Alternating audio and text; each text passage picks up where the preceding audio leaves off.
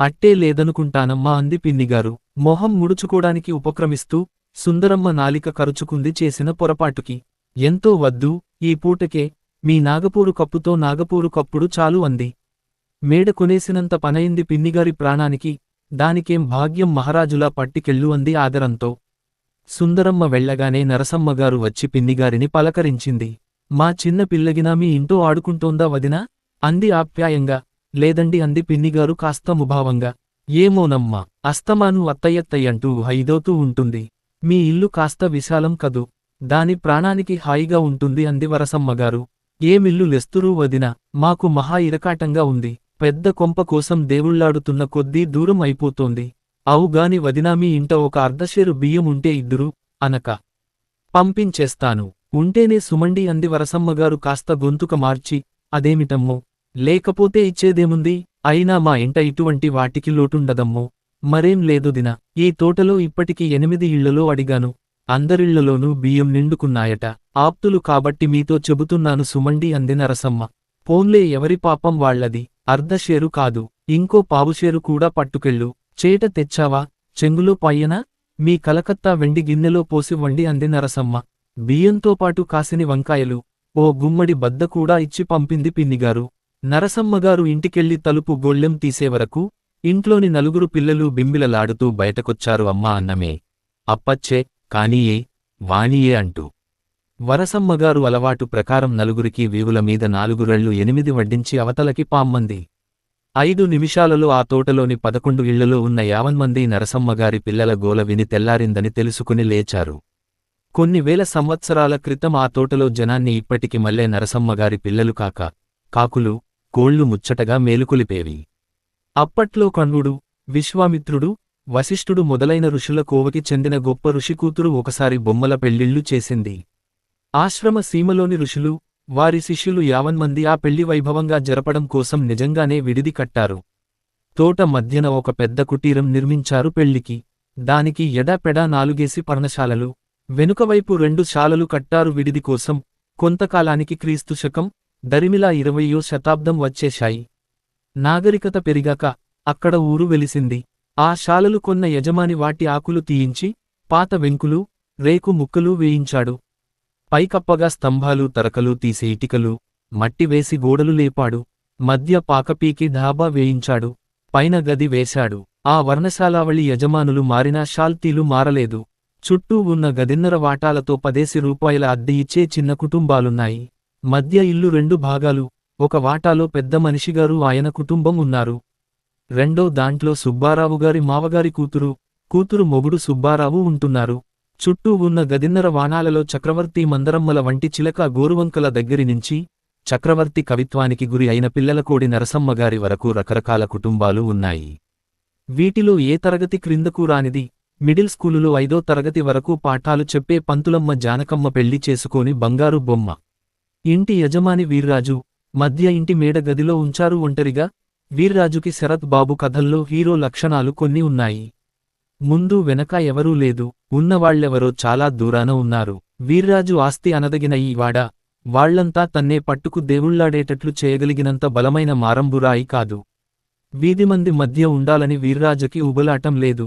ఇరుగు పొరుగుల గోల పట్టించుకునేవాడు కాడు కాని, ఇరుగువారి చరిత్ర పొరుగువారు, వారి కథ వీరు వంతులు వేసుకుని చెప్పి చక్కాపోతూ ఉండటంతో అతనిలో కుతూహలం రేగింది.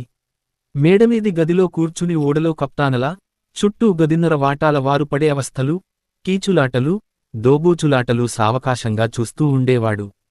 అతడు జాలిపడే వాడవడానికి నిదర్శనం అద్దెల బకాయిలు. ఒక్కొక్కసారి చిరాకేసేది. చేతిలో డబ్బు బొత్తిగా ఇదైపోయినప్పుడు, తనకు బాకీ ఉన్నవాళ్లు కులాసాగా సినిమాకి వెళ్తున్నప్పుడు ఒళ్ళు మండిపోయేది. ఒక ఆదివారం సాయంత్రం క్రింద వాటాలో సుబ్బారావు షికారుకు వెళుతుంటే పిలిచాడు. ఏవండి, మరోలా అనుకోకండి, ఈ నెలైనా కాస్త అద్దె ఇచ్చేస్తే అన్నాడు మెల్లిగా. సుబ్బారావు తెల్లబోయాడు. మొన్న 1వ తారీఖునే ఇచ్చేశాం గదండి. పైగా ఈ నెలైనా అంటారేమిటి? నేను బకాయిలు పెట్టలేదే. 5 నెలలైందండి మీ వాటా అద్దె నాకు అంది అన్నాడు వీర్రాజు. మీరు పొరపాటు పడుతున్నారు. జీతం వచ్చిన మర్నాడే మీకు అద్దె పంపిస్తున్నాను. వాకు మాత్రం అందటం లేదండి. వీర్రాజు తిక్క జవాబు విని సుబ్బారావు నుండి పడ్డాడు. ఉండండి, అదేదో ఇప్పుడే తేర్చేస్తా అన్నట్లు చరచర ఇంట్లోకెళ్లాడు. భార్యని గదమాయించి అడిగాడు. ఇవ్వకేం, ఏ నెలకా నెల నిక్షేపంలో ఇస్తున్నాం. అదేం పోయే కాలం అందామె. ఆ ముక్క అతనితో చెప్పు అన్నాడు సుబ్బారావు. బావుందండి. చెట్టంత మొగాడి ఎదటపడి పోట్టాడమంటారా? మీ మాట నమ్మకపోతే కాస్త ఆగమనండి. మా నాన్న వచ్చాక కనుక్కోనుందాం. ఆయనే ఇస్తున్నారు అద్దె పట్టిగెళ్ళి అంది. అద్దె ఇస్తున్నది మావగారు అని వినగానే సుబ్బారావు ధీమా సడలింది. కోపం చల్లారింది. సుబ్బారావు మావగారు పైరు వెళ్లాడు. లాగా చీకటి పడ్డాక ఆయన రాచకార్యాలు చక్కబెట్టుకుని వస్తాడు. సుబ్బారావుకి వీర్రాజు దగ్గరకెళ్ళి ఏం చెప్పాలో తోచలేదు. మొహం దిగాలు వడింది. రానురాను అనుమానం ఎక్కువైంది. కిటికీలోంచి బయటకు చూశాడు. ఎదుటి 4 వాటాలలో 3 వాటాల వాళ్లు వసారాలో బార్లు తీర చూస్తూ వింటూ నిలుచున్నారు గారడీవాడి ప్రేక్షకులమల్లే. దానికి మాత్రం లోపల వంట చేసుకుంటూ కూర్చుంది. సుబ్బారావు చీదరించుకుంటూ వీర్రాజు దగ్గరకెళ్ళాడు. అయ్యా, రాత్రి మాట్లాడదామనేసి విసవిస నడిచి వెళ్ళిపోయాడు. రాత్రి 8 సుబ్బారావు ఇంటిలో కూర్చుని పేపరు చదువుతున్నాడు. వివోయ్, పెంద్రాళే వచ్చేశావ్ అంటూ హషారుగా పలకరించాడు సుబ్బారావు మావగారు. ముందు చొక్కా విప్పండి, భూం చేద్దామన్నాడు సుబ్బారావు. మావగారు చొక్కా ఊడదీసే కార్యక్రమం సగం అమలు జరుపనిచ్చి ఆయన తలకాయ చొక్కా ముసుగులో మునిగి ఉన్న క్షణాన వీర్రాజు అద్దె బకాయి వద్దామంటున్నాడు అన్నాడు సుబ్బారావు. మావగారు చొక్కా విప్పలేదు, దింపలేదు. తలకాయ అలా చాటునే ఉంచుకుని ఏ అద్దె అన్నాడు. ఏ అదేమిటండి, నా తలకాయ అదే, మన ఇంటిబద్దె అన్నాడు వీర్రాజు. మావగారు చొక్కా కిందికి దింపి యువతలికి తొంగి చూశాడు. అవునుగవి సుబ్బారావ్, ఈ డొక్కు ఇంటికి అద్దెలకాయి పెట్టకుండా వల్ల కాదంటే మనకి ఈ ఇంటిలో ఉండేటంత కర్మం ఏం కాలింది అంట అన్నాడు. 1 కాదు 2 కాదు 5 నెలలు 5/30 మాట 50 బకాయి పెట్టారు మీరు అన్నాడు సుబ్బారావు. మావగారు అమాంతం చొక్కా విప్పుకోడానికి మొదలుపెట్టి తల ఆ డేరాలో దాచుకున్నాడు. ఎవరు చెప్పారు వీరు 5 నెలలు కాదే, ఏ 3 నెలలో 4 నెలలో అన్నాడు. మధుకండి మావగారు ఇలా చేస్తారు, నన్నిలా బాధపెట్టడం భావ్యమేనా అన్నాడు సుబ్బారావు చిరాగ్గా. మావగారు చొక్కా విప్పలేదు. ఇంతలో సుబ్బారావుని హలో అనే మిత్రుడుకడు హఠాత్తుగా వచ్చేసి వాలో అనేశాడు. అప్పు కావాలన్నాడు. ఇదివరకు అతను బాకీ ఉన్న 5, 10, 10, 2, 12, 4 రోజులలో సుబ్బారావుకి ఇచ్చివేయ చలచుకున్నట్లు ప్రకటించాడు. ఏం గిరాకీ అన్నాడు సుబ్బారావు కోపంలోనే కొంత హేళన స్థఫరింపజేస్తూ. మనీ ఆర్డరొస్తుంది, ఇంకేం అదేదో వచ్చాక సరాసరి ఇచ్చేయొచ్చుగా, ఇప్పుడీ ప్రకటనలెందుకు? ఏం లేదు, ఇంకో 8 ఇవాళ అర్జెంటుగా ఎస్తే మొత్తం 20 ఇచ్చేద్దామని. ఊహ మంచిదే, నా దగ్గర డబ్బు లేదు, ఉన్నా ఇవ్వను అన్నాడు సుబ్బారావు విసుగ్గా. మావగారు చొక్కా విప్పుకోవడం మానేసి మామూలుగా కిందికి దించి ఆలకిస్తున్నాడు. పోనీ 3 ఇవ్వండి, మొత్తం 15 ఇచ్చేస్తా అన్నాడు మిత్రుడు ఆశగా. సుబ్బారావు మందహాసం చేసి కూర్చోమన్నాడు. అబ్బాయ్, నా ఎరకన సెంట్రల్ గవర్నమెంటులో 2 ఉద్యోగాలున్నాయి, చూసుకోరాదు అన్నాడు. అబ్బే, నేను గవర్నమెంటు కింద ఉద్యోగం చెయ్యదలచుకోలేదు. అయితే మా వంటి వాళ్ల ప్రాణాలు తీస్తూ ఉండదలుచుకున్నావా అన్నాడు సుబ్బారావు. అసలు చెప్పండి, చూద్దాం. ఈ ఉద్యోగాలు స్వతంత్రమైనవిలే, వెల జీతం కాదు, ఏ రోజు కారోజే శక్తికొద్దీ సంపాదన. చెప్పండి ఎక్కడో. 1 తంతి తపాలా శాఖ, పని సులభం. చిన్న చిన్న పోస్టాఫీసులుంటాయి చూడు, ఓ కలం, సిరాబుడ్డి పట్టుకు వెళ్లడం. ఎవడైనా ఉత్తరం వ్రాసుకోడానికి వస్తే కలం, సిరాబుడ్డి చేతికిచ్చి నువ్వు ముందుకు వంగి వీపు మీద ఉత్తరం రాసుకోనీయడం. అదైపోయాక తపాలా బిళ్లలు అంటించాలిగా. మిషన్ పద్ధతిలో నాలిక బయటికి చాచడం, ఆయన స్టాంపు తడిచేసుకోగానే నాలికను ఉపసంహరించుకోవడం, స్టాంపు అంటించడానికి మళ్ళా ఒక్కసారి వీపు ఎరువీయడం. ఈ సహాయానికి ఉత్తరం ఒక్కటికి అర్ధనా పుచ్చుకోవచ్చు. ఈ లెక్కన రోజుకి నీ ఆర్జన ఎంతో చూసుకో అన్నాడు సుబ్బారావు గలటగలా వాషారుగా. ఎదటి మిత్రుడికి నోట మాట రాలేదు. సుబ్బారావు మావగారు మళ్లీ చొక్కా విప్పబోయి మధ్యలో ఆపేసి తల దాచుకున్నాడు. ఇదేం చూడనట్టుగా సుబ్బారావు చెప్పకుపోయాడు. ఇది నచ్చకపోతే ఇంకోటుంది. ఒక హరికేన్ లాంతరు చేతబట్టుకుని పలకత్తా మేలకి 60 మైలు దూరాన పరిగెడుతూ ఉండాలి. లైను సరిగా లేనప్పుడు వెనకాల వచ్చే రైలుని ఆపి ఆ సంగతి చెప్పాలి. పూర్తిగా నైటు డ్యూటీ అనుకో, చఫ్ అన్నాడు సుబ్బారావు మావగారు. సుబ్బారావు స్నేహితుడు చీదరించుకుని వెళ్ళిపోయాడు. ఏమిటండి సెలవిచ్చారు అన్నాడు సుబ్బారావు. ఆ వెధవ నద్దు పెట్టుకుని వన్ను అడ్డమైన మాటలు అంటావు. ఇష్టం లేకపోతే పామ్మనరాదు అన్నాడాయన చొక్కాలోంచి. మిమ్మల్ని ఇల్లరికం ఉండమని పిలిచానా? పెద్దలు కదా, తండ్రి వంటివారు కదా అని గౌరవిస్తే మీరు మీ చిత్తం వచ్చినట్లు నన్ను ఉద్ధరిస్తున్నారు. పల్లెత్తు మాట నానా, మీరు అద్దెలకి కూడా ఎసరు పెడితే ఎలా చాపమంటారండి అన్నాడు. సుబ్బారావు నాన్నా నవ్వు లోపలికిరా, ఆయనతో వాదించకు అంది సుబ్బారావు భార్య. ఉండవే, దీనంతేమిటో కనుక్కుంటాను అన్నాడు మావగారు ముసుగులోంచి. దేంది? చొక్కాదా? అన్నాడు సుబ్బారావు. మావగారికి బాగా కోపం వచ్చేసింది. ఆరి వెధవ, అంత హేళన అంటూ భావాలను అభినయించబోయారు. ఆ ఉద్ధృతానికి పిగులుతున్న చొక్కా ఎడాపెడా చర్రున చిరిగి చేతులు రెండూ చెరో చిల్లిలోంచి ఇవతలకి వచ్చాయి.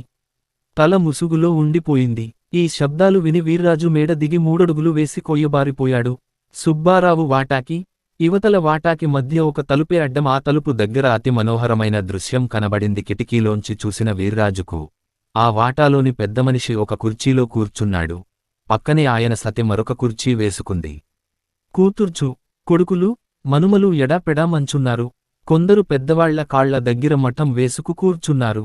ఈ బృందం అంతా సుబ్బారావు వాటా తెలుగుకి ఎదురుగా కాస్త దగ్గరగా ఈ విధంగా ఉపవిష్ణులై పొరుగింటి వారి పోట్లాటను తిలకించకపోయినా ఆలకించి తన్మయానందం అనుభవిస్తున్నారు. గ్రూపు ఫోటో తీయించుకున్నట్టు కూర్చున్న ఆ గుంపును చూడగానే వీర్రాజు ఛీ అనుకున్నాడు. ఆ పైన జాలిపడ్డాడు. ట్యూషన్ చెప్పి ఇంటికొస్తున్న జానకి కూడా ముచ్చటైన ఈ దృశ్యం చూసి వివగించుకుంది. వీర్రాజు కూడా తనతో ఏకీభవించినందుకు తృప్తిగా నవ్వి వెళ్ళిపోయింది. మావ అల్లుళ్ల వాదం కొనసాగుతూ ఉండగా కెనడియన్ రైలింజన్ కొండ మీద నుంచి దొర్లించిన చప్పడైంది. ఒక్క క్షణం ఆగారు. 1928 సంవత్సరపు చలన హేతు శకటం ఒకటి తెకటకముంటూ ధనధనమంటూ ఇంకా వానా విధాల చప్పుడు చేస్తూ తోటలోకి వచ్చి సరాసరి సుబ్బారావు ఇంటి ఎదుట ఒక క్షణం. కారు కొన్నాం అంది. కారులో కూర్చున్న సుందరమ్మ వాషాదుగా. కారులో సుందరమ్మ ఆరిందాలా చేరబడి కూర్చుంది. పోట్లాట మధ్యలో ఉన్నందువల్ల ఎవరూ సుందరమ్మ కారు జోలికి రాలేదు. నరసమ్మగారి పిల్లలు కూడా భయపడ్డారు. ఉత్సాహం చల్లారిపోయిన సందరమ్మ రైట్ అంది డ్రైవర్ వంక తిరిగి. కారు ముందుకు సాగి ఎడమకు తిరిగి మళ్ళా ఎడమకు తిరిగి సుందరమ్మ వాటా వైపు వచ్చింది. హోల్డాన్ అని కేకపెట్టింది సుందరమ్మ తన ఇల్లు రాగావే. చక్రవర్తి వసారాలో కూర్చున్నవాడల్లా తుళ్ళిపడి లేచాడు. ఏమిటిది అన్నాడు. సుందరమ్మ డ్రైవరుకు వందనాలర్పించి ఓ రూపాయి ఇచ్చి వెళ్ళిపొమ్మంది. మనదే. ఎలా ఉందండి? 400 అంది సుందరమ్మ. నీకేమైనా మతిపోయిందా? కారు కొన్నావా? నీకసలు 400 నేను బడిపంతులునని జ్ఞాపకం ఉందా? మన ఇంటి అద్దె ఎంతో తెలుసా? అన్నాడు చక్రవర్తి. ఒక్క క్షణం ఉండండి చెబుతా. కాపీని మంచినీళ్లు తాగాలి. ఈలోగా మధ్య ఇంట్లో సుబ్బారావు, ఆయన మావగార్ల వాదాలు తారస్థాయి వందుకున్నాయి. మీకు సాదరు ఖర్చులికి వేరే ఇవ్వడం కాకుండా వెచ్చాలన్నీ మీ చేతనే కొనిపిస్తున్నాను కదా అన్న మాటలు పై స్థాయిలో వినపడ్డాయి. సుబ్బారావు ఇంత దారుణమైన మాట అంటాడని, అనగలడని ఆ తోటలో ఎవరూ అనుకోలేదు. అందుకని ఆ మాటలు విన్నవార్చంతా విస్తుబోయారు. సుబ్బారావు మావగారు కలలో కూడా అనుకోలేదు. ఆయన కొయ్యబారిపోయాడు. పెదవులు వణికాయి, కళ్ళెర్రబడ్డాయి. మాటలు చాలా అనాలని లోపల ఉబలాటం ఉంది కాని బయటికి రావటంలేదు. ఉండు అని ఉరుములాంటి మాట మాత్రం అన్నాడు. ఇంట్లోంది బయటికొచ్చేశాడు. తర్వాత ఆయనకి ఏం చెయ్యాలో బోధవడలేదు. అగి వెనక్కి చూశారు. సుబ్బారావు లోపలికి వెళ్తున్నాడు. ఇంకో క్షణం ఆగి ఆలోచించి సరాసరి జానకమ్మ వాటాలోకి వెళ్ళాడు సుబ్బారావు. మావగారు, అమ్మా, వింటున్నావుగా? ఇవి చేతులు కావు కాళ్లనుకో. పెద్దముండావాణ్ణి ఇన్నాళ్లకీ గతి పట్టింది. ఒక్క మాట 50 ఉంటే ఇవ్వు తల్లి. రేవు సాయంత్రానికి తల తాకట్టు పెట్టి నీది నీకిస్తాను. ఈ తోటలో ఇస్తే నువ్వే ఇవ్వాలి అన్నాడు. జానకి మనసు కరిగిపోయింది. కాని అంత డబ్బు లేదు. 100 ఉంది. పైగా ఆమె బుర్ర ఎక్కడో ఉన్నందువల్ల ఈ కథ సంగతి పూర్తిగా తెలియదు. మీరు అలా సోడా కొట్టుకెళ్ళి 5 నిమిషాలలో తిరిగిరండి ఇస్తాను అంది. సుబ్బారావు మావగారు వెళ్ళిపోయాడు. జానకి బయలుదేరి సరాసరి మేడ ఎక్కింది. వీర్రాజు విచారిస్తున్నాడు తనవల్ల అంత గొడవ జరిగినందుకు. అంతలో దానికి పిలిచింది. హఠాత్తుగా ఓ 50 రూపాయలు కావాలంది. తనతో అరుదుగా మాట్లాడే జానకి ఇంత హఠాత్తుగా, నిస్సంకోచంగా డబ్బు అడిగేయడంతో వీర్రాజు అసలు సంగతి పసికట్టేశాడు. మీరు చాలా మంచివారు అన్నాడు 5 కొత్త నోట్లు జానకి చేతికందిస్తూ. జానకి నవ్వింది. బళ్ళో కూడా చాలామంది మేస్టర్లు, హెడ్మాస్టర్, సెక్రటరీ తనని అడపా తడపా మెచ్చుకుంటూనే ఉంటారు. కాస్త తలనొప్పి వస్తే ఆయుర్వేదం, అలోపతి, హోమియోపతి మొదలైన వైద్య శాస్త్రాలలో చెప్పిన మందులన్నీ ఏకరువు పెడతారు. అదే పనిగా సానుభూతి ఒలకబోస్తారు. వీర్రాజు ఆమె నవ్వులో ఈ ధోరణిని పసిగట్టాడు. ముఖస్తుతి అనుకునేరు కొంపతీసి అన్నాడు నవ్వుతూ. మీరు నా మంచితనాన్ని మెచ్చుకున్నారుగాని ముఖాన్ని కాదుగా అంది జానకి వెనక్కి తిరుగుతూ. ఆ దాండి, అలాంటి ముఖస్తుతి అయితే అవర్గళంగా మెచ్చుకోగలను. అమోఘమైన కాంపోజిషన్ వ్రాసి మీ చేతే 10కి 10 మార్కులు వేయించుకోగలను అన్నాడు. వీర్రాజు, మీరు బలేవారే అంటూ జోనికి గలగల మేడ దిగిపోయింది. సుబ్బారావు మావగారికి 150 ఇచ్చింది తానకి. ఆయన బోలెడు దుఃఖపడి జానకి రుణం తీర్చుకోలేనని పదేపదే చెప్పి ఇంటిలోకి వెళ్లి సుబ్బారావు ఎదుట పడేశాడు. సుబ్బారావు మారు మాట్లాడకుండా భార్యకిచ్చాడు. భార్య మళ్ళా ఆ డబ్బుని తండ్రికే ఇచ్చింది. నువ్వే వెళ్ళి ఇచ్చేయి వాన్నా అంది. ఆయన సుబ్బారావుకి మహోపకారం చేస్తున్నవాడిలా మడిగట్టుకున్నట్లు మునివేళ్లతో ఆ డబ్బుని తీసుకుని వీర్రాజు దగ్గరికి వెళ్లాడు. తోటలో సర్దుమణిగింది. అవతల పెడలో మందరమ్మ వాటాలోంచి మాత్రం మాటలు వినబడుతున్నాయి. అన్ని వాటాలవాళ్లు దీపాలార్పి పడుకుని చల్లటి గారి వీచినట్టుగా మొగుడు పెళ్లాల వాద ప్రతివాదాలు విని ఆనందిస్తున్నారు. ఇంచుమించు అప్పటివరకు సుబ్బారావు ఇంటిలో మావ అల్లుళ్ల సంవాదం విన్నవాళ్లంతా ఒకరోజులో 2 కయ్యాలు జరిగినందుకు మురిసిపోతూ, అయిపోయిన మొదటి కయ్యం వెనుకులు మెరుగులు నెనురువేస్తూ, కొనసాగుతున్న రెండో కయ్యం విసురులని లొట్టలేస్తూ నోరూరగ చవులుబుట్ట వింటూ సంతోషం పెట్టలేక గింజుకుపోతున్నారు. వీకేమైనా మతిపోయిందా అంటున్నాడు చక్రవర్తి. ఎందుకలా కేకలు వేస్తారు? అంది సుందరమ్మ. ఇంకో 2 నిమిషాలకల్లా వాద ప్రతివాదాలు ఉన్నత స్థాయి వందుకున్నాయి.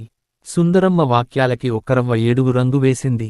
చక్రవర్తి మాటలు కంచుగంటల్లో నిర్దాక్షణ్యంగా అంగుణం మోగుతున్నాయి. చింతనిప్పుల్లా కణం అంటున్నాయి. అసలు నీకు 400 లెక్కడివంట? నేను అడపా దడపా వెనకేసుకున్నది గొలుసు వెండి వెంటూ అమ్మగా వచ్చింది 300 నా ముచ్చట చూసి జాలిపడి సుబ్బారావుగారి మావయ్యగారు ఓ 100 అప్పిచ్చారు. అది నేనే తీర్చుకుంటా లెండి అంది సుందరమ్మ విసురుగా. ఈ మాటలు తోటలో ప్రతి వాటాకి వెళ్లి తలుపు తట్టి చెప్పినట్టు వినబడ్డాయి అందరికీ. సుబ్బారావుకి కూడా వినపడ్డాయి. ఆదా కథ అనుకున్నాడు. మావగారు అద్దె కట్టేసి ఇంటిలోకొచ్చేవరికి దీపం తగ్గించి ఉంది. ఆయన భోంచెయ్యరు. మవ్వు తింటేరా నాన్న వడ్డిస్తాను అంది సుబ్బారావు భార్య. అక్కర్లేదు అంటూ ఆయన పక్కమీద మేనువాల్చి గుడ్డిదీపంలోని దీపకళికను చూస్తూ పడుకున్నాడు. అదన్నమాట కథ అన్నాడు సుబ్బారావు. ఇంకేం కథ? డబ్బు వాడి ఎదాన పారేశానుగా అన్నాడు మావగారు గోడవైవు తిరిగి పడుకుంటూ. సుందరమ్మగారి కారు కథలెండి. కారు బావుంది. మీరు పాపం జాలివడ్డారటగా, వడ్డీకైతేనేం 100 రూపాయలు అప్పిచ్చారటగా అన్నాడు సుబ్బారావు మెల్లిగా. మావగారు బదులు చెప్పలేదు. ఓ పావుగంట గడిచింది. భార్యకి నిద్ర పట్టిందని గమనించి సుబ్బారావు మళ్ళీ అందుకున్నాడు. ఎందుకండి మీకీ బుద్ధులు? పెద్దలు కదా అన్నాడు. కాలిపోయిన ఇల్లు శిథిలాలలోంచి సాగలాగా చీకటిలో మొహం చాటు చేసుకున్న మావగారి హృదయంలోంచి 4-5 వాక్యాలు వచ్చాయి. చాలా తాపీగా, నిర్వికార స్వరంతో చెప్పాడాయన. ఆయన భార్య ఉండగా ఏ లోటూ రానివ్వలేదు. తాను సంపాదించినా మానినా ఇంత వండివడేసేది. ఈనాడు తను వెంటర్ పక్షి అయిపోయి ఎల్లుడి వీడవ బతుకుతున్నాడు. మళ్లీ తన ఇల్లు ఏర్పాటు చేసుకోవాలని ఆశ అంకురించింది అని అప్పుడప్పుడు నాకే సిగ్గేస్తుంది. నామీద నాకే అసహ్యం కలుగుతుంది. అయినా అంకురించిన ఆశ చావటంలేదు. ఇకనైనా నా కాళ్ల మీద నిలబడి ఇల్లు నిలబెట్టుకుందామన్న ఊహతోటే డబ్బు కక్కుర్తికి పాల్పడుతున్నాను. బాబూ నీ రుణం ఎలాగైనా తీర్చుకుంటా అన్నాడు. మావగారు ఇంత మదన పడుతున్నాడని సుబ్బారావుకి తెలియదు. అతనికి జాలి వేసింది. చీకటి ఆసరా చూసుకుని ఇటువంటి సంగతులు తనకి చెప్పినందుకు కొంత రోత కలిగింది. మాట్లాడకుండా అటు తిరిగి పడుకున్నాడు. 1 నిమిషం ఆగి, జరిగించి మర్చిపోండి మావగారు అన్నాడు మెల్లిగా. తెల్లవారేసరికి నరసమ్మగారు పిల్లలు లేచి ముచ్చటగా అలంకరించుకున్నారు. వరసమ్మగారు పిన్నిగారింటికి వెళ్ళింది కాని అప్పడగలేదు. అవతల వీధిలో పెళ్లి ఆరుగుతోంది. భోజనాలకి పిలిచారు. పిన్నిగారు కూడా వస్తుందా అని అడగబోయింది. పిన్నిగారు రానంది. నరసమ్మ బనారసు పట్టువీరి రెపరెపలాడేట్లు తిప్పుకుంటూ వెళ్ళింది. పిన్నిగారు వరండా ఊడుస్తున్న సుందరమ్మని చూసి నవ్వింది. నరసమ్మకి ఉన్న పట్టువీర ఒక్కటే అని పిన్నిగారు ఏనాడో పసిగట్టింది. అదే పెళ్లిళ్లకి, పేరంటాలకి కట్టుకు వెళ్తుందని చాలాసార్లు సుందరమ్మకు చెప్పిందావిడలోగడ. తన నవ్వు చూసి సుందరమ్మ గ్రహించి వీకీభవిస్తుందని ఆశించింది కాని సుందరమ్మ నవ్వలేదు. లోపలికి వెళ్లి కాఫీ నీళ్లు పడేసింది. పిన్నిగారికి మనస్సు చివుక్కుమంది. అవిడకి క్రితం రాత్రి 9 గంటల నుంచి మనసు చివుక్కుమంటూనే ఉంది. ఈ తోట అంతకీ చాలా ఖరీదైన కోరికలు తమ ఇద్దరివే. తనదే ఒక్కరవ్వ ఎక్కువ. అయితే తను మేడకొనేలోగా సుందరమ్మ కారు కొనేయడంతో కారుగల మందరమ్మతో సరసాలాడడం అనేది హఠాత్తుగా ఆవిడ జీవిత పరమావధి అయి ఊరుకుంది. ఏం సుందరమ్మ, కాఫీ పొడుం కావాలా? అంది లాలనగా. నిజంగా కావలసిన కాస్త టెక్కు చూపించింది సుందరమ్మ. అల్బే వద్దండి. కానుందిగా. కారులో అలా పోయి ఏ హోటల్లోనో కాఫీ తాగేసి ఆ చేత్తో కూరలు కొనుక్కు చక్కా వస్తామంది. కోపంగా ఉన్న చక్రవర్తికి ఒళ్ళు మండింది. అబ్బే ఎందుకూ కారుంది కాబట్టి అందులో పెట్రోలు తీసుకుని చెరికాస్తా తాగేద్దాం, ఈ పూలకి ఆవక ఏ టైరో వండుకుని తివేద్దాం అన్నాడు మెల్లిగా. మొత్తానికి పిన్నిగారు మళ్లీ వాగపూరు కప్పుతో నాగపూరు కప్పుడు పాడుమిచ్చింది. కాఫీ తాగి చిరాకు పడుతూనే మార్కెట్టుకి బయలుదేరాడు చక్రవర్తి. అతనికి తోటలో తలెత్తుకు తిరగడం సిగ్గుగా ఉంది. తన గదిన్నర వాటా ఎదుట కారు ఉంచుకున్నందుకు. చక్రవర్తి రోడ్డెక్కేసరికి సుబ్బారావు కనబడ్డాడు. రాత్రి తమ స్వర్గసీమలలో జరిగిన రభసలు రట్టు అయిన సంగతి ఇద్దరికీ తెలుసు. సూటిగా చూసుకుందికి ముందు సిగ్గుపడ్డారు. హఠాత్తుగా ఇద్దరూ ఒకే క్షణాన తెగించి మొహమొహాలు చూసుకున్నారు. ఒకరిమీద ఒకరికి సానుభూతి, స్వంతానికి జాలి కూడా ఆ చూపులలో స్వరించాయి. తక్షణం ఆగి ఫక్కువ నవ్వారిద్దరూ. నాకు మావగారు, మీకు కారు అంది సుబ్బారావు నవ్వు.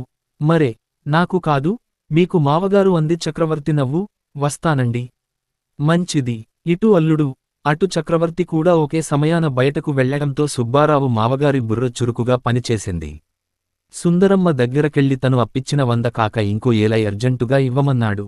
సుందరమ్మ లాకేత్వం ఇచ్చింది. ఆయన ఇంటికొచ్చి ఆలోచనలో పడి కొన్ని గోళ్లు కొరుక్కునేలోగా సుబ్బారావు తిరిగి వచ్చాడు.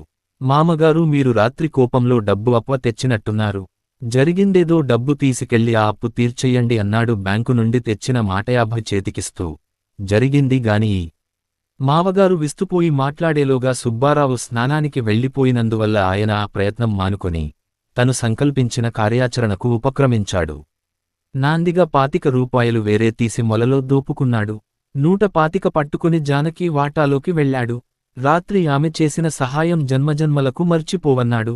125 చేతిలో పెట్టి ఇంక 25 బాకీ అని గుర్తుంచుకోవలసిందిగా హెచ్చరించాడు. మళ్ళా కృతజ్ఞత ప్రకటించి ఆమె రుణం తీర్చుకోలేనని చెప్పాడు. అయినా ఆ రుణం తీర్చుకునే వరకు నిద్రపోయేది లేదని ఉద్ఘాటించాడు. అబ్బే, దానికోసం నిద్ర పాడుచేసుకోవడం ఎందుకండి అంది జానకి వినయంగా. అలా వల్ల కాదు. నేను వీకు ఉపకారం చేసి తీరుతాను. చూడమ్మా, విక్షేపంలో వెళ్ళి ఈ పూటకి పాఠాలు చెప్పు. మధ్యాహ్నం మాత్రం సెలవు పెట్టి ఇంటికొచ్చేయి. అబ్బే కాదనకు, నే తర్వాత చెబుతానుగా, తప్పకుండా రావాలి సమీ అంటూ హడావుడిగా వెళ్ళిపోయాడాయన. ఆ తర్వాత భోజనం కూడా చెయ్యకుండా సరాసరి అవతల వీధికెళ్లాడు. ఏ పెళ్లివారి తాలూకో తెలియకుండా సందడిగా తిరుగుతున్న నరసమ్మని పిలిచాడు. తప్పకుండా రావాలి సుమండి. నా మీద ఒట్టే, పిల్లల్నిక్కడే ఉండనివ్వండి. సరిగ్గా 1 గంటకల్లా వచ్చేయాలి అని చెప్పాడు. అలాగే అంది నరసమ్మ. ఇంటికొచ్చి భోజనం చేశాడు. సుబ్బారావు ఆఫీసుకు వెళ్లిపోగానే కూతుర్ని స్థిమితంగా కూర్చోబెట్టి సంగతి సందర్భాలు బోధపరిచాడు. కూతురు ఆశ్చర్యపడింది. గట్టిగా చెప్పాడు. ఫలహారాలు చెయ్యమని పురమాయించి కండువా వేసుకుని రాచకార్యాలు చక్కబెట్టుకోవడానికి బయలుచేరాడు. 1:30కి ఇంటికి వచ్చిన జానకి సుబ్బారావు మావగారిని చూసి ముక్కు మీద వేలు వేసుకుంది. పూలరంగడల్లే పెళ్లికొడుకల్లే ముస్తాబైపోయాడాయన. వచ్చావా? సెలవిచ్చారన్నమాట. 10 నిమిషాలు కూర్చో, తొందర లేదులే అన్నాడు. తొందర దేనికి? అంది జానకి. మరే, తొందర దేనికి? తొందరేం లేదు. చూడమ్మా, కాస్త మొహం రుద్దుకుని తల దువ్వుకో. ఏం ఇష్టం లేదా? పోనీ వద్దులే, అలాగే బాగున్నావు, మహాలక్ష్మిలాగా అన్నాడు. జానకీకేమంతుపట్టలేదు. జానకమ్మ, ఇలా రామ్మా అంది నరసమ్మగారు సరికొత్త పట్టుచీర రెపరెపలాడేట్టు నడుస్తూ. జానకి జవాబిచ్చేలోగానే వచ్చి రెక్కపుచ్చుకుని సుబ్బారావు ఇంట్లోకి తీసుకు వెళ్ళిపోయిందావిడ. లోపల చిన్న అంబుఖానా పరచి ఉంది. 3 కుర్చీలు వేసి ఉన్నాయి. జానకిని కూర్చోబెట్టి సుబ్బారావు భార్య మంచి చెడ్డా మాట్లాడింది. సుందరమ్మగారి కారు చూశారా అంది. చక్రవర్తిగారిని బళ్ళో హేళన చేస్తున్నారా అని అడిగింది. జానకి జాలితో నవ్వి మరేనండి అంది. అప్పుడే బళ్ళో అందరికీ తెలిసిపోయింది. కారులో రాలేదేమని, కారు కొన్నారా అని అంతా హేళనగా అడుగుతున్నారు. పాపం ఆయన చాలా చిరాకు పడిపోతున్నారండి. వెధవ మనుషులు ఎవరి దారిన వాళ్లని బతకనియ్యరు. అయినా కారు కొంటే వీళ్లకెందుకో అని చిరాకు పడింది. మరే అన్నాడు సుబ్బారావు మావగారు. అదుగో వచ్చారు అన్నాడు. 1 నిమిషం తరువాత 36 ఏళ్ల రామారావుగారొకరు, 30 ఏళ్ల లక్ష్మీకాంతమ్మ ఒకామె వచ్చారు. రామారావుగారు సుబ్బారావు మావగారికి ఏడాది నుంచి ఆప్తమిత్రుడు, కుడిభుజం, పంచప్రాణాలు మొదలైనవిగా ఉంటున్నాడు. ఆయన చెల్లెలు ఈయనకి దేవత, ప్రపంచం, జీవితం, జీవిత పరమావధి మొదలైనవిగా ఉంటోంది. జీవిత భాగస్వామినిగా ఉండాలని ఈయన ప్రగాఢ వాంఛ. ఆవిడ పెట్టే బట్టల కొట్టుని సవ్యంగా లాభసాటిగా నడపడానికి ఈయన ఒప్పుకుంటే ఆవిడ ఒప్పుకుంటుందట. అయితే మడత పేచీ ఒక్కటుంది. ఆవిడ సోదరుడైన రామారావు కూడా కొంతకాలంగా అవివాహితుడే. ఆ కొంతకాలంలోనూ ఆయన జానకిని చూసి ముమ్మరంగా ప్రేమిస్తున్నాడు. ఆవిడను వివాహం చేసుకోవాలని అహోరాత్రులు తపస్సు చేస్తున్నాడు. 5-6 సార్లు ఒంటిపూట భోజనం చేశాడు. సుబ్బారావుగారి మావగారు అదెంత పని అన్నాడు. అదేదో సాధిస్తే మీ పెళ్లి ఖాయం. ఇద్దరం ఇలసాటిలేని జంటలలా ఉండవచ్చును అన్నాడు రామారావు. ప్రధానానికి ముహూర్తం పెట్టుకోవడానికే వాళ్లు వచ్చారు. జానకికి ఈ బృహత్కథ తెలియదు. ఎవరో వచ్చారని లేచిపోబోయింది. 3 మనుషులు ముక్తకంఠంతో ఆమెను వారించి కూర్చోపెట్టారు. సుబ్బారావు భార్య ఫలహారాలు కాఫీ పట్టుకొచ్చి అందరికీ ఇచ్చింది. అది ఇది మంచి చెడ్డా మాట్లాడుకుంటూ తింటున్నారు. జానకి మాట్లాడలేదు, తిననూ లేదు. నరసమ్మ గారు ఇది గమనించింది. తినమ్మ సిగ్గెందుకు అని లాలించింది. ఆ క్షణాన ఆమె జానకికి దొడ్డమ్మ భూమిక నిర్వహిస్తోంది. సుబ్బారావు మావగారు అంతకు ముందు చెప్పిన పాఠం ప్రకారం ఆవిడ జానకిని చనువుగా మందలించి తిను ఫవాలేదు ఆవంట అంది. ఆ లాలనలో ఆవిడ చేతి కాఫీ గ్లాసు కాస్త కదలాడి ఓ గుక్కెడు కాఫీ ఆమె కట్టుకున్న నీలం పట్టుచీర మీద పడింది. అయ్యో అయ్యో అంది నరసమ్మగారు. అంతా తుళ్ళిపడి చూశారు. నేనేం చేతునమ్మా, పొరపాటున పడింది, వెంటనే కాసిని నీళ్లు పోసి కడిగేస్తే డాగుపోతుందమ్మా అంది సుబ్బారావు భార్య వంక భయంతో చూస్తూ. మరేం ఫరవాలేదండి, ఆనక కడిగేయొచ్చు అంది సుబ్బారావు భార్య నిర్లక్ష్యంగా. ఏమోనమ్మా నీ ఇష్టం, నేను చెప్పాను. మధ్య నాకెందుకు, పాడయ్యేది నీ చీరేగా అంది నరసమ్మ గారు. ఒక్కసారిగా అంతా ఫెళ్ళున నవ్వడం చూసి విస్తుపోయిందావిడ. సుబ్బారావుగారి మావగారు గొంతు సవరించుకున్నాడు అసలు వ్యవహారం పరిష్కరించడానికి.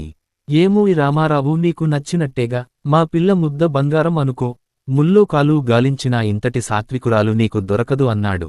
నిజమేనండి, మా లక్ష్మి కళ ఉట్టిపడుతోంది అంది లక్ష్మీకాంతమ్మ. జానకి తెల్లబోయి చూసింది. జానకమ్మ, వీడు నా తమ్ముడు వంటి వాడనుకో, బహయోగ్యుడు, నీకు అత్తమామల బెడద పిల్లల బెడద ఉండదు. అడపడుచు ఉంది కాని ఆ పిల్లకి నేడో రేపో పెళ్ళయి అత్తారింటికెళ్తుందనుకో అన్నాడు సుబ్బారావు మావగారు. మరే అదెంతసేపు, దానికో సంబంధం స్థిరపడిపోయినట్లే, పెళ్లికొడుకు సిద్ధంగా ఉన్నాడు అన్నాడు రామారావు వికవిక నవ్వుతూ. సుబ్బారావు మావగారు సిగ్గుపడిపోయాడు. ముసిముసి నవ్వులు నవ్వుకుంటూ తల వంచుకున్నాడు. జానకి లేచి నిలబడింది. అరే లేచిపోతున్నావేం అంది నరసమ్మగారు. అంతా తుళ్ళిపడి చూశారు. ఏమిటండి ఈ గోలంతాను, పనుంది రమ్మన్నందుక? కెవ్వరూ పెళ్లి సంబంధాలు చూడనక్కరలేదు, నా ఏడుపు నేను ఏడుస్తాను అని చరచర వెళ్ళిపోయింది. వెళ్ళి తన గదిలో పడుకుని ఏడవసాగింది. కొంతసేపు ఏడ్చాక మనసు తేలికపడింది. ఆలోచనలనేవి ఒక్కొక్కటి అతి నెమ్మదిగా నిశ్శబ్దంగా జంకుతున్నట్టు రావడం మొదలుపెట్టాయి. నా అన్నవాళ్లు లేక గదా నాకీ అవస్థ అనుకుంది. పలకరించిన ప్రతి మొగాడు పెళ్లి చేస్తాననడమో చేసుకుంటాననడమో తప్ప మరో రకంగా మాట్లాడడు. అదో రకంగా చూస్తాడు ప్రతివాడు.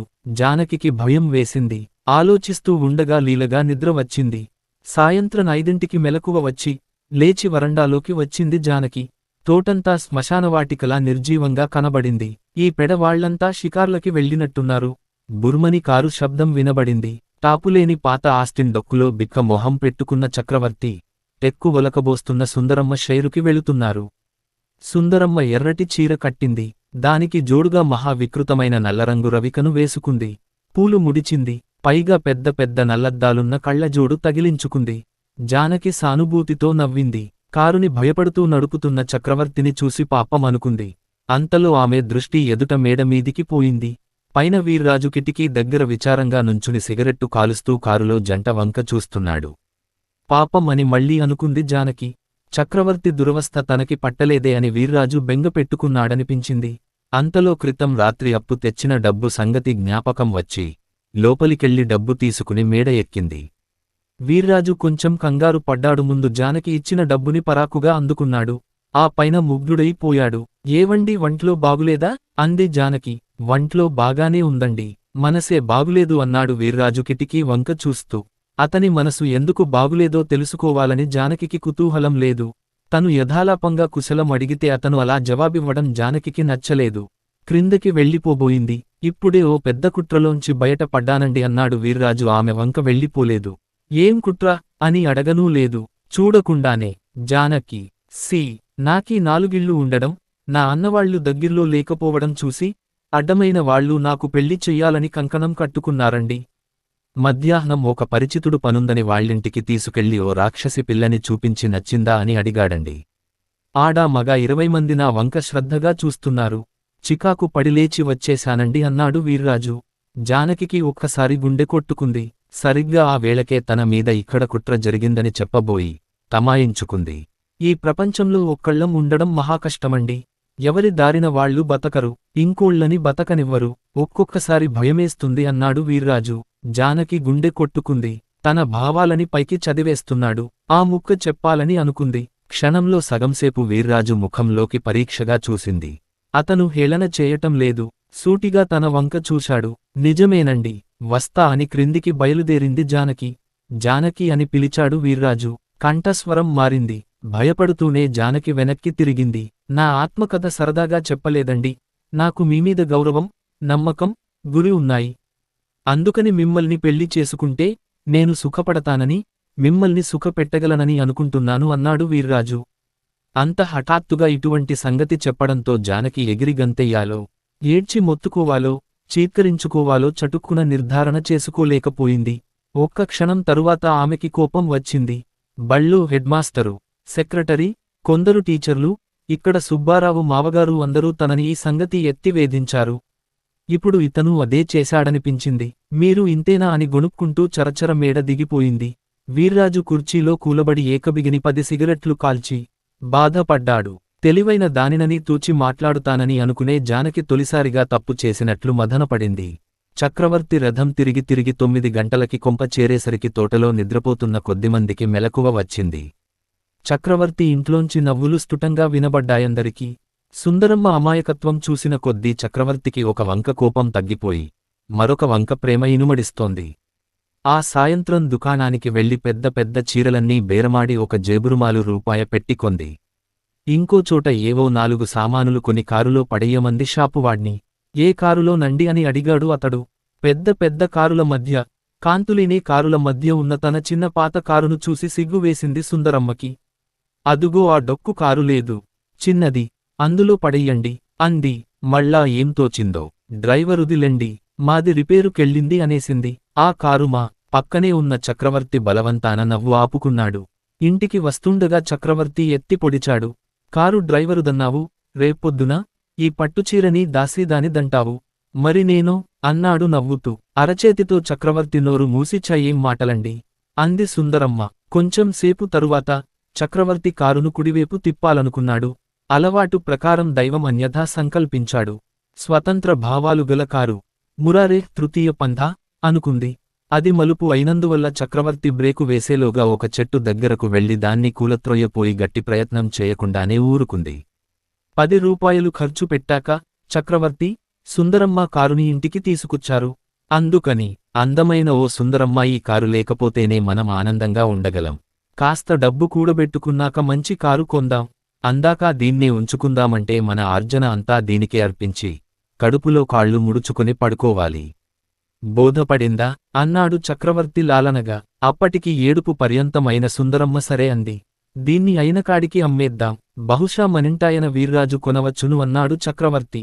పీడకలలతో మధుర స్వప్నాలతో అనుమానాలతో భయాలతో గడిచింది శనివారం రాత్రి. అందంగా, ఆనందంగా, వికారంగా, విచారంగా నలుగురికి నానా రకాలుగా ఆదివారం ఆ తోటలో ఉదయించింది. కొద్దిసేపటిలోనే సుబ్బారావు మావగారు నరసమ్మ ఇంట్లోకి వెళ్లాడు. నిన్న మధ్యాహ్నం పెళ్లిచూపుల విషయానికి మూడో ప్రాణికి చెప్పవద్దు, చెప్పకుండా ఉంటే నిన్న మా అమ్మాయి ఎరువు ఇచ్చిన పట్టుచీర అచ్చంగా మీకే ఇస్తాను అన్నాడు. అలాగేనని తలూపింది నరసమ్మ. ఊపిందే కాని తను బ్రహ్మాండమైన రహస్యం కాపాడుతున్నదన్న ఆలోచనలో ఉక్కిరిబిక్కిరైపోయింది. కాలు నిలవటం లేదు. ఇంకో అరగంటలో ఇంకో కొత్త సంగతి వింది. వీర్రాజు ఊరికెళ్ళిపోతున్నాడు. 5-6 నెలల వరకు రాడట. అద్దె డబ్బు క్రింద వాటాలో ఉన్న పెద్దమనిషి గారికి ఇవ్వవలసిందని, ఆయన తనకు బట్వాడా చేయిస్తాడని అందరికీ చెప్పేశాడు. వీర్రాజు జానకి ఇంటికి వెళ్లలేదని నరసమ్మ పసిగట్టింది. పిల్లా వీర్రాజు దేశాంతరం వెళ్తున్నాడు తెలుసా అంది గబగబా వెళ్లి. జానకి ఆశ్చర్యపడింది. అలాగా అని మళ్ళా తలవంచుకుని పని చేసుకొనసాగింది. నరసమ్మగారికి ఉత్సాహం చల్లారిపోయింది. అమ్మడు, ఓ రూపాయి అప్పిస్తావు అంది. జానకి జవాబివ్వకుండా లేచి రూపాయిచ్చింది. ఇలా సులువుగా రావడం నరసమ్మకి మరీ నిరుత్సాహం కలిగించింది. సరాసరి తోటలో 4-5 వెళ్లి బియ్యం అప్పడిగింది. అంతా లేదన్నారు. ఇలాంటి రాక్షసులకు వేను రహస్యం ఎందుకు చెప్పాలి అనుకుంది. ఆఖరుసారిగా సుందరమ్మ ఇంటికి వెళ్లి అడిగింది. సుందరమ్మ ఏ కళనుందో ముందర బియ్యం ఇచ్చింది. వెంటనే నరసమ్మకి ఆప్తురాలైపోయింది.